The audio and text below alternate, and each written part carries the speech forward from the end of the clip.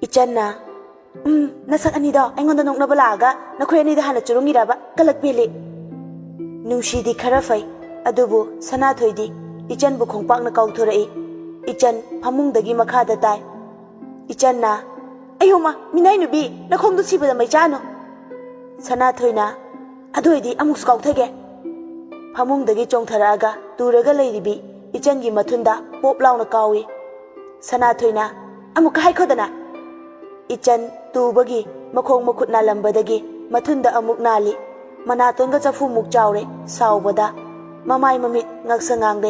Sanathoida kemtadi haide Sanathoina haikhoba amuka haikho handaka hayadine nachinduda kausilake nungshidi phamung mathatta sitha nokchari Ichan tapna hogalai aduga amotpa kanthoi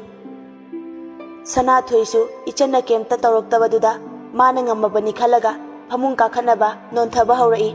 maduda Ichanna amu Sanathoigi mathunda kaurai Sanathoi phamungda upsilaga tai nungshidi nokpa khaktada mapi oro tare wa ngangba faw ngamdre mabuk pairaga tharo olaga nokli Ichanna marolama makhong nama manglomda thangalaga makhut ani du fandoklaga khusa singduna lingi mawongda khallaga leirei michiga khallaga Sanathoida hairai Ichanna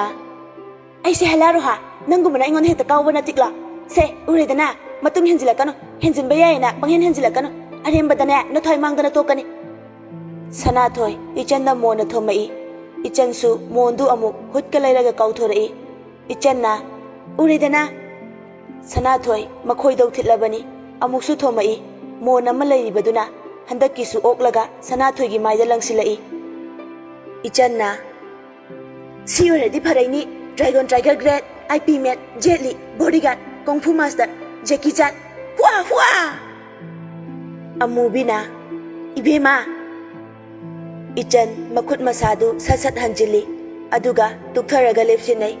nungshidi nokpa khangjinbada sakfam ama kairabani Sanathoisu sallaga tarambadagi chumna fami Amubina Ichangi makokta tapna illi aduga Nanga mai bema nupira nupara Lairamu irenjana noi hum paragane lekai singa thungna koiramba yaro he koiramaba noi macha nupida paina yengaga makhut thilaga hai nang ni maru nang sining jitane hinghaurido mama na hek thokibaga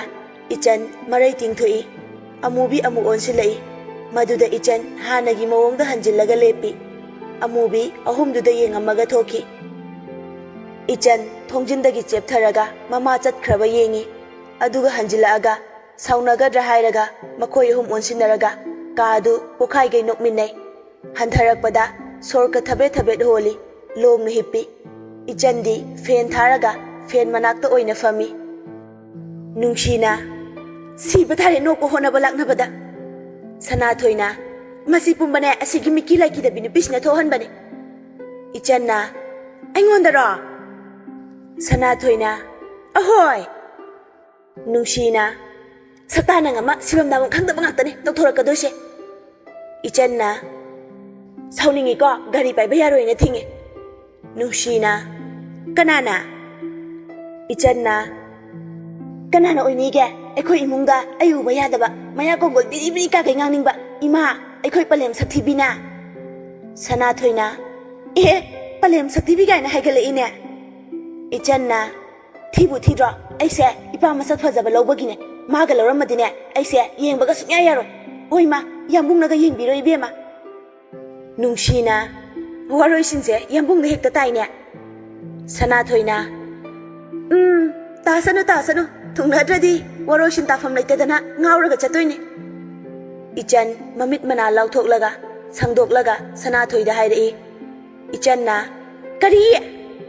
Sanathoina oima kizaiko haiso haibane nangse tamotayal natraga atopa nupa amana laukradi kamai tawne Ichanna sidokini aduga lausula holoi kanhamtana aigi thamoi khudum chanba matik sungna nate yambungna taba amata aini yaningadaba laite nungshina hoine maduna madu oikre kamai tawrino nang ngasai sige tawi mongphomda punaba kapnaba launaba horakpada nangdi longna hekta nasamna ifa phagai hingsa bidawna hogale Ichanna Wa kana haiba aduna haiman ba thokloidro Sanathoina haiba yaringe da panghai da hayoga da bane aigi wadi Ichanna nangama aikoi taton gi matau tamba da sirani Sanathoina taton se koi thatlage da nungshi ga ichan ga punna Sanathoina kaidoroge adu yam nga iduna nungshina na taija da bangang narose Ichanna taton gi mihul angang modala adi nang mai na mai thadok chani Sanathoina phagi tawni bema hai so hai bane aikoi taton se sathi raju nungshi jabana nungshina ima tu ko chaye kamai tawni idea hango yamna as maring maring chalai sa se Sanathoina kaidoroge mi mabung tinaraga machan koiba adagi machan tinaraga mabung koiba bhari da lay dudia nungshina haina deko satho saida mi ataina tawnarasu tinabu maru mapang maraktane marang turangba serana wakal khanagumse Sanathoina as phagi tawnida noi ani gi chemical reaction yengthokpane HCl ne noi ani Ichanna nana catalyze orene dudia Sanathoina natradi sinam nambiya Ichanna sinam nambi kaina laisang kai hoda bagina thawai se inung nungai tribani sarok tanane amuk thongai doine umtoi toina ba Sanathoina aikoi ani gi mangda thugai ro video nambi rage viral jalhan se nungshina amuk hairine Ichan Sanathoi gi nakta changchilaga tapna hairei Sanathoi nangi gari shodu piro nangi leiringe sidane thongbai horage Sanathoina nungshina kaya da no yemune Ichanna ahoi bane aigi gari dine imana solo sinkreba ai sira sune noi ani chena haloiba Sanathoina noina pakok tang da hairu cho Ichan bu inthorei tanja sida message lakpagi vibration lai Ichan mobile yengki kui haude fan chonglaga nokjarei ani du mathong maram ama khangdre nokpa yausin dawsu maram khangba nate aduga hangbasu tabide nungshina kaino ne mana su pharak tana nokthorei Sanathoina magumba hikru marumuk chawa mana kayam kuina nokchadabe mathanta ekhoi hum leiminaraga mana matomda nokpa yabraba fuk hawgalaga Ichan gi school khonguptagi moja lauthoraklaga noktuna leiribi Ichan gi mayada namsili nungshina haima kaino tawridubo mi gi mayada as khamningbagi mawongda makhut thangalaga lei Ichan su moja namsila aba adudadi fullabanina khutlai thuna moja du lauthoklaga Sanathoi de langsili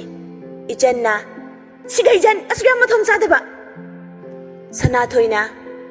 aikoi hum leiminare aduga nanga nathanta aikoi ani na hangbaga ta dagi nokthare adudi tawba tabane nasagi mojani hautra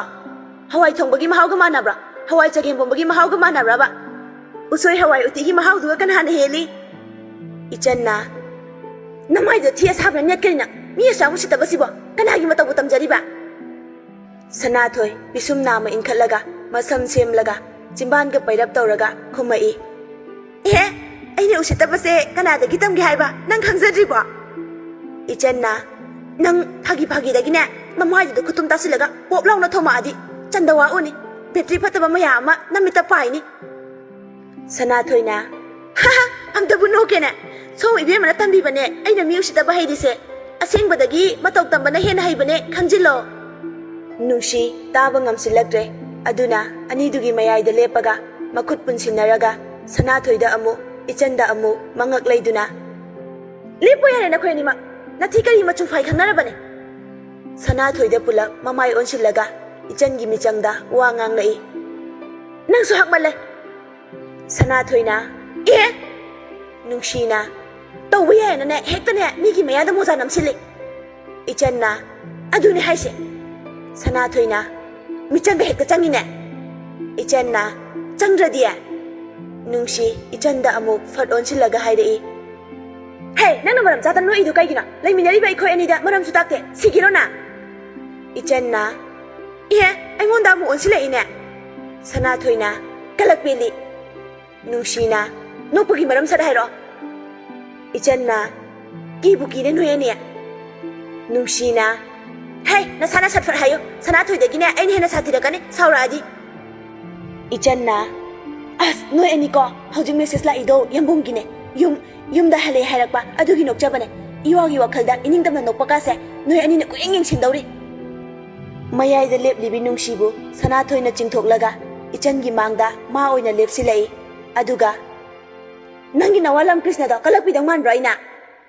ichanna ayo hey nupa oladine lamsin bathum badauba nangi homo du nane channa bayaroi khangedana sanathoina homo su nupani ichanga nungsiga khonjal chap manana kariba sanathoina nana pandra nungsina homo su nupani ichanna tomboy si nupini sanathoina natpu natra masagi jin yada bai sajabane aidi nungsi jakre ichanna aisune lam krishna do khoida jakre nungsina aisu khurai pakhang do pamu jakre amu makhoi ahumgi haunabi khanaba yaba khana thoga amu hauna nokminai nupi oibi singidi asumna inkhalakpa laisabi pungkak pharakpa matamda langminaba ngauminaba natana matam sangna kuina hakthengnana punba fangande yum palaba matung thamoida ningsingnarabasu mahausagum punbadi fangnade ayambana adubu nupagidi amata kainaba nate khanjilurabadi nupigi mapokse yamna nungsifam thoi adubu hanthara yengbiduna aduma imungdagi hendok handabagi chatnabi ngasi su lairibani nongdai rembasu mayum hek yaurakpaga imungdaga changde mangolda famlaga mobile puthoklaga ichanda ma halai haikraga AV Insta da changlaga ichangi account da changlaga lai sari cover profile silambadu ubada pisum suktak tawi pari ubada ihei hainabadi pokte adubu machinda soli nongdaina aina post amata thagalamgan haraga ngasi thagatbani ne atai dei thagate mobile du faiganda thamaga khadang melaga wakhal tawi ngasi khakni thagatpa aina khambanba sauningba poklibase maram chabra chadaba male thagatliba post asishu machin mana ohongine amuksu kaigino mina magi maithong nungsibase uhaningdaba poiba adubo fajillaga thamba yadabanine nupa gaina magi nupi singdo loina mapan thohandradi nupi amata lambida chalaroi aiga chapminaba natrasu lepminnaringaida fawa mide yenghaningdeba makoktu khoro khotli masam ifa fagai nungsibada mi ngawe ima ipagi walaude hainabada loina chumame masidabu nupi kainabada khu thakpa yu thakpa thauri yanba nupi hatpa ngamdradi kainani khanbada sige tawrasinadi kainaradi masana adum ungotal marakta mathakta kajaba tabane masam pharidu amuk nantharaga wasak chena kainaba yaroi laina yelasu mihina sena hannaba honarasu nongdai remgi khutagi aigi ibebu foidaktuna pubadi matik nate nongdai rembu hatlamaga munkhibadadi maduda ai karisi chingnaroi mahakna choiro loliba mayam asi mama amadi chanthoina taramgadra amukhalai adudagi imungda changki ichanna kamdauri ngasai mana laisangda thomjinbadu hanjin ningsingli tu chungbasu poklai haujiktada makhut anidu khajaida napsilaga machin tumthoklaga fu kami ichanna ngasidi kem tawde kem tasu faude aduga thingjil akanda kiraibasibu haigumadana sanathoiga nungsigana mahaibana butharamgani haidubu chumiba jalane as chinda panghai haijabai wane ahoibagi thengnaradi ai lekthanibu tayalna thangatlaga leirambadu amuk ningsinglai kirambadu khudakta onthoklaga machin tumthoi aduga mitka supchilaga magumana aibu thangba yambungnaga thangba oiramadine kehada nungaidauba tachau khaktang leiramdadine khanggadawni murum solingaida pari changai machanna solidu karino ngaihak tai aduga parina ichan ithak thakatna chumna famai aduga mabungda kina yengai parina kaino mobile dro nang tawriduba ichanna nate tacho mobile di mai chapiye tu aduda makhut thilli pari su machal gi mobile battery chapi badu ubada mai thongan thorai pari na tum tho thenge amuk murum murum solaga leiranu ichan na ta cho pari su tumba changki ichan pari hek thoki baga magi thokpa amuk ngangi tumba chaba chatpa loina yengsine ba aina mache oirama ba moina chali du sune koeng yengsin dawne adubu phangre do atun atangi punsi se sumo hek oijaning de ai mi di khangde oijaning de ai gidi wa loire phamung dagi kumtharaga mobile mai yawbra yengi ichan na 96 yawre yare kaina phamung da amuka khali aduga message miss call leibra yengi amtaga leite nupa ni kaina aina nupa hoiramadine nang nahana luhong adune tumbana mafareda makok da faju kupsilli ngalli bani mana tumdobagi honari basi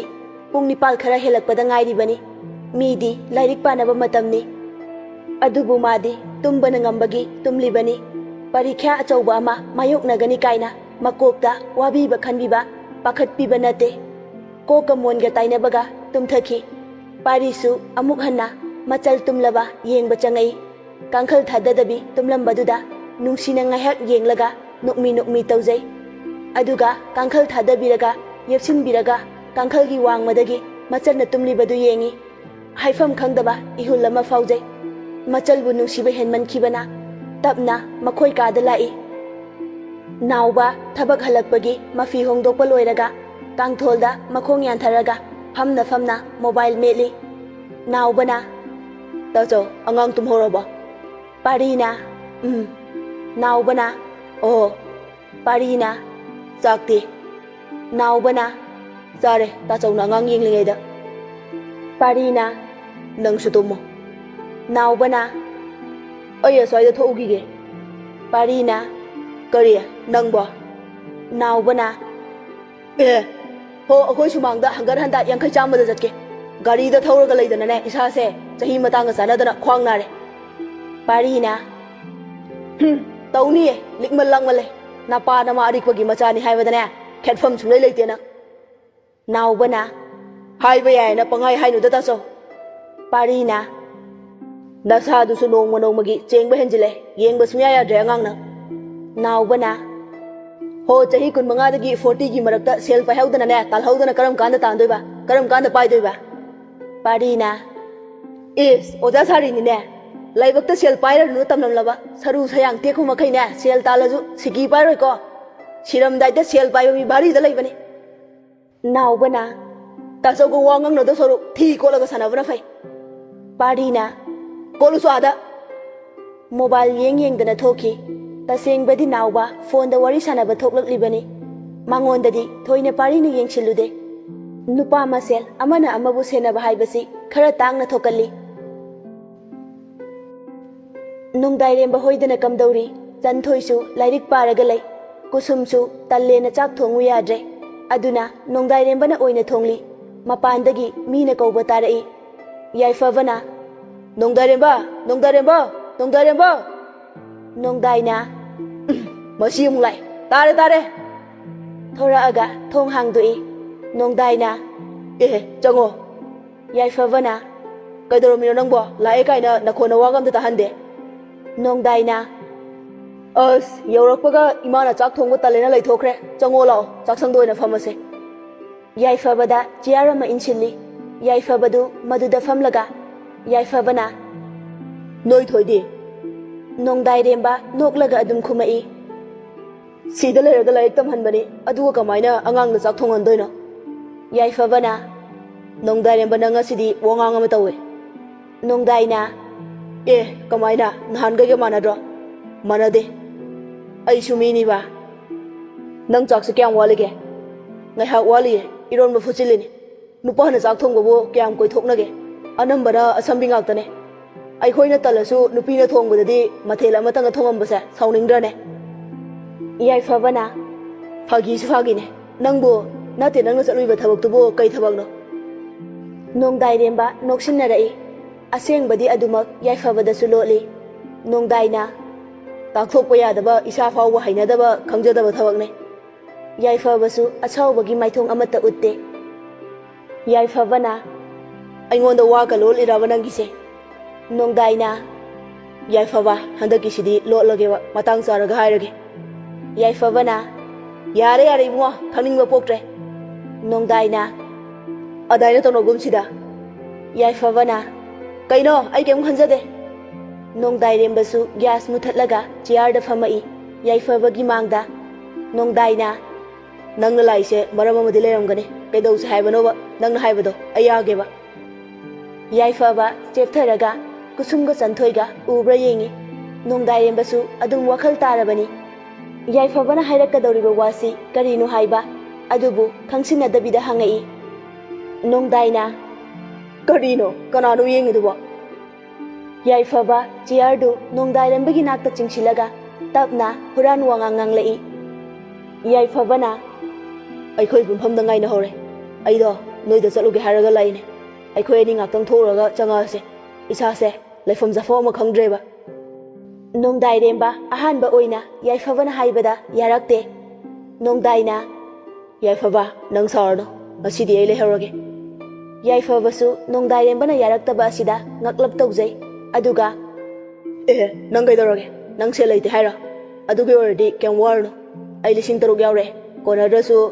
aigi baito nahan yun thokpagi sel thiba loire madu piraga ai adum singe as lochilo banangba Nongdaina Yaifaba nang sarno ai leharage ngasidi Yaifaba wahang amaga loinana Nongdairembada yengai madu Nongdairembasu khangi Yaifabana phamlambadagi haugatlaga lepi aduga hairei Nongdairemba nangam hona pundaba ngamladra Nongdairembasu haugatlaaga nang adumai khangano Yaifabana khandaba haiba ai thokrage Nongdaina nati Yaifaba Yaifabana